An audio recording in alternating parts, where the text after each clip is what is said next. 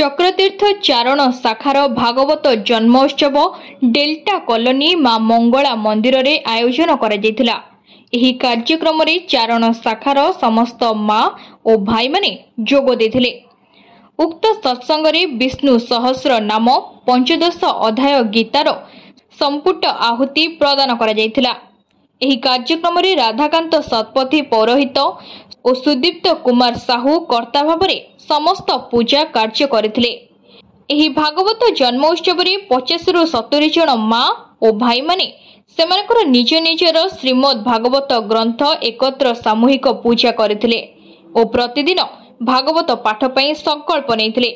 श्री जगन्नाथ संस्कृत विश्वविद्यालय अवसरप्राप्त प्रोफेसर प्यारीमोहन पट्टनायक महोदय भागवतर श्रवण और वक्तव्यर शास्त्रीय नियम मान तांको वक्तव्य उपस्थापन करथिले।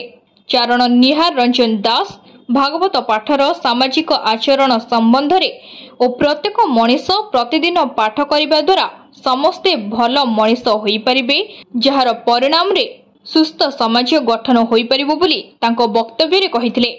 अध्यापिका राजश्री दलाई भागवत जन्म संबंध रे आलोचना करथिले और श्रीमद् भागवत को नित्य पाठ्य करिबा पई समस्तंकु संकल्प कराइथिले। चारण गोष्ठीर दलपति ब्रह्मानंद स्वाई, जिला संगठक लक्ष्मीधर प्रधान, मंडल संगठक रवींद्र कुमार प्रधान, कार्यग्राही श्रीनाथ पट्टनायक, प्रियव्रत दास, बटकृष्ण साहू, वरिष्ठ सदस्य फकीर गोछायत प्रमुख एही कार्यक्रम रे सहयोग करथिले।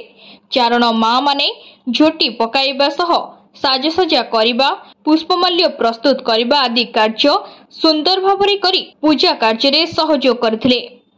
पुरीरू रवि जेनांक सह निराकार महाराणा रिपोर्ट, तीर्थक्षेत्र लाइव।